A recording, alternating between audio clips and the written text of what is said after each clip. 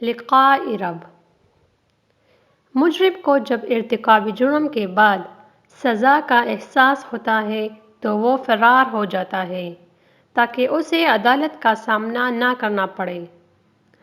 Police اسے مفرور یا اشتہاری ملزم قرار دے دیتی ہے۔ یا مثلاً ایک شخص کسی کے خلاف اس کی غیبت میں کچھ کہتا ہے، لیکن جب اس کے بعد اپنی غلطی کا احساس ہوتا ہے تو اس شخص کا سامنا کرنے سے ہچکچاتا ہے۔ قرآن کریم نے قانون مکافات عمل کی ہمگیریت کی وضاحت اور اس کے اٹل ہونے کی حقیقت کی تبیین کے لیے کہا ہے کہ تم ارتکاب جرم کے بعد کہیں بھاگ کر نہیں جا سکتے، تمہیں خدا کے سامنے پیش ہونا پڑے گا، تم اس سے بچ کر کہیں روپوش نہیں ہو سکتے۔ اس کے لیے اس نے لقاء رب کی اصطلاح استعمال کی ہے، یعنی خدا کی ملاقات یا آمنا سامنا۔ اس سلسلہ میں ایک اہم نکتہ کا سمجھ لینا ضروری ہے۔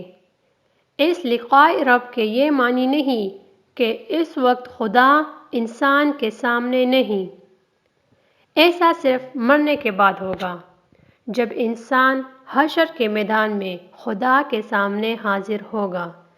مرنے کے بعد خدا کے حضور جانے کے متعلق آگے چل کر گفتگو ہوگی۔ اس وقت صرف اتنا سمجھ لینا چاہیے کہ یہ اصطلاح بھی ہمارے عدالتی نظام کی تشبیہ کے طور پر سمجھانے کے لیے استعمال کی گئی ہے۔ خدا کا قانون مکافات ہر آن اور ہر جگہ انسان کے سامنے موجود رہتا ہے اور انسان کے ہر عمل کا نتیجہ اس کے مطابق ساتھ کے ساتھ مرتب ہوتا چلا جاتا ہے۔ اس اعتبار سے انسان اپنی زندگی کے ہر سانس میں عدالت خداوندی میں حاضر ہوتا ہے۔ لقاء رب کا صحیح مفہوم سمجھنے کے لیے اس حقیقت کو پیش نظر رکھیے۔ اسی کو بعض مقامات پر رجعت الی اللہ یعنی خدا کی طرف لوٹنے کے الفاظ سے بھی واضح کیا گیا ہے۔ رجعت الی اللہ یا خدا کی طرف لوٹنے کے بھی یہ معنی نہیں کہ ہم پہلے کہیں خدا کے پاس رہتے تھے، پھر وہاں سے دنیا میں آ گئے اور مرنے کے بعد پھر وہیں اس کے پاس چلے جائیں گے۔ یہ تصور صحیح نہیں ہے۔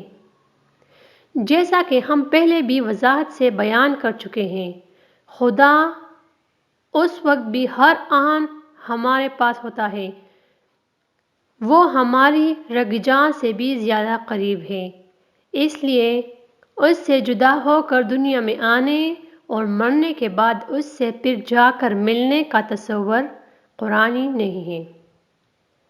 اس سے بھی یہی مراد ہے کہ تم جہاں بھی ہو، تمہارا ہر قدم خدا کے قانون مکافات عمل کی طرف اٹھ رہا ہے۔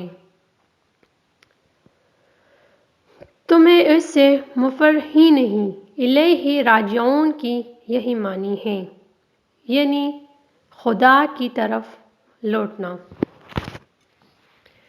چونکہ انسانی اعمال کا نتیجہ اس دنیا میں بھی سامنے آ سکتا ہے اور اس کے بعد کی زندگی میں یقیناً سامنے آئے گا، اس لیے لقاء رب یا رجعت الی اللہ کا عمل اس زندگی میں قدم قدم پر ہوتا ہے اور مرنے کے بعد بھی ہوگا۔ یعنی قانون خداوندی کے مطابق انسان کا اپنے اعمال کے نتائج کا سامنا کرنا چاہیے، اس دنیا میں بھی، چاہے اس دنیا میں ہو اور چاہے اس کے بعد ہو۔ لہٰذا جہاں قرآن کریم میں مرنے کے بعد بھی لقاء رب یا رجعت الی اللہ کا ذکر آتا ہے، وہاں بھی اس سے یہی مراد ہے۔